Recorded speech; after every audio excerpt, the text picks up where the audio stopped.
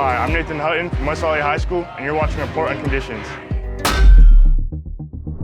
On today's episode, we highlight an outside fire in Jurupa Valley and a residential structure fire in Eastvale. And Hemet Ryan's CAL FIRE Helitack crew receives the Sikorsky Winged Rescue Award for their hoist rescue in March of 2023.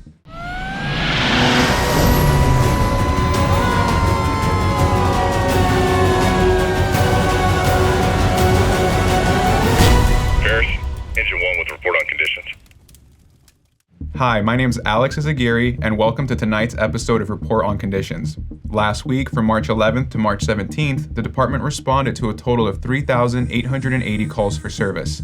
This included 2,993 medical emergencies and 101 fire-related calls. Here are a few highlighted incidents. Just before 9 p.m. on Wednesday, March 13th, firefighters were called to a vehicle fire near the intersection of Morgan Street and Indian Avenue in Paris. The first on-scene truck company confirmed a passenger vehicle well involved in fire. After about 20 minutes, firefighters extinguished the flames, and no injuries were reported. At around 8 a.m. on Thursday, March 14th, dispatchers received calls reporting a residential structure fire at the Swan Lake Mobile Home Park. The first arriving engine company officer confirmed a double-wide trailer fully engulfed in flames, with high winds and neighboring structures threatened. A second alarm was requested and the fire was contained to the structure of origin, with major damage to the adjoining mobile home. One resident transported themselves to an area hospital prior to the department's arrival. All additional residents evacuated without injury and were accounted for. The American Red Cross was called to assist 2 displaced families. Just after 9 a.m. on Thursday, March 14th, firefighters responded to an outside fire at the 4700 block of Felspar Street in Jurupa Valley. The first arriving resource confirmed a tractor trailer and debris on fire within the loading dock area of a commercial building. With high winds and embercast, a second alarm was initiated and multiple commercial structures were evacuated. Crews mitigated the fire threat and contained the flames to the loading dock area. Riverside County Environmental Health was called due to a potentially hazardous waste cleanup. After about 4 hours, the scene was turned over to the property owner. What's your favorite part about your job at CAL FIRE? I would say every once in a while we get to uniquely really save someone's life, and that makes a pretty big difference.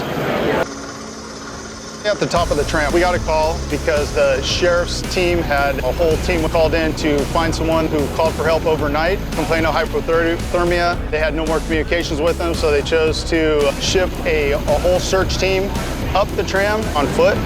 And then while the team's going across the top shelf, right underneath the Palm Springs tram, one of the lead rescuers slipped and fell through a rock chute, and then that resulted in major internal injuries. And then the rescue took hours and hours because of the wind and weather and hazards in terrain. We were chased out multiple times. It led to a second rescue because the rescue team on the ground had got so committed that a female got hypothermia and was no longer able to climb back out. They're both members of volunteer search and rescue mountain team. They go out in horrible weather and they put their lives on the line in order to rescue other people.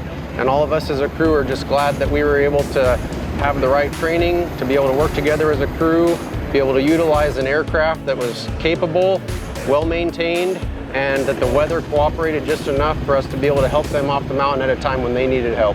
And at this time, we'd like to present the crew with a Winged Rescue Award. Beyond their individual courage, it's the power of teamwork and collaboration that truly shines through. Each member of this remarkable team played a critical role and is a testament to their professionalism and dedication to the safety and well-being of others.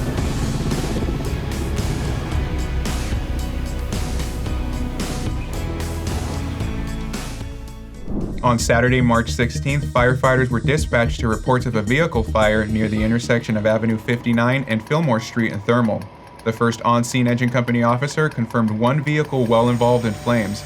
After about 15 minutes, firefighters contained the flames to the vehicle and requested California Highway Patrol for a flatbed tow truck. Fortunately, no injuries were reported. On Sunday, March 17th, dispatchers received reports of lightning hitting a power pole, igniting a small 10x10 spot of brush fire near the intersection of Nuevo and Menifee Road in the community of Nuevo.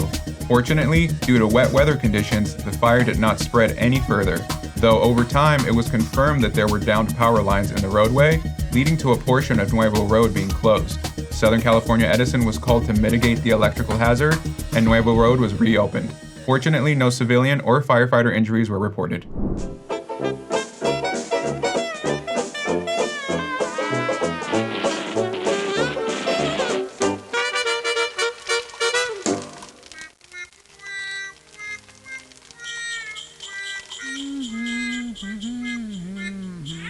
Excuse me, Dan, but you should never plug a major appliance into an extension cord.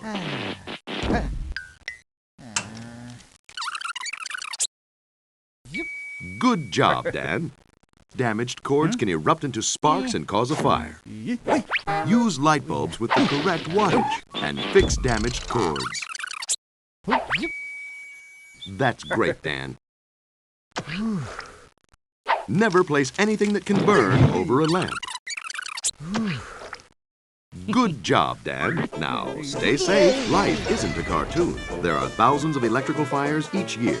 Don't be a doofus. Learn more about preventing fires at nfpa.org. That's all for this week's Report on Conditions. Follow your firefighters in action on our social media at CalFireRRU and stay up to date on incidents happening countywide. If you caught any great footage of our firefighters at work in the community, send them to us at rrupio@fire.ca.gov. On behalf of your Public Affairs and Community Education Bureau team, I'm Alex Azaguirre. Thanks for watching.